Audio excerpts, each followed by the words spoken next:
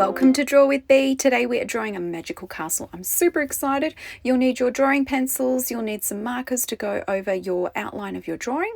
You will also need some colouring in markers or pencils. You'll also need some amazing glitter if you want to add some special detail. I'm really excited about the glitter and I've had such a fun time using it. You will also need a Q-tip to spread out your glitter with your glue, so grab one if you've got one at home. Otherwise use your finger, it works just as well, but it's just easier so you don't get glue on your fingers. Remember to have fun, pause the video if you need some more time, and thanks for watching.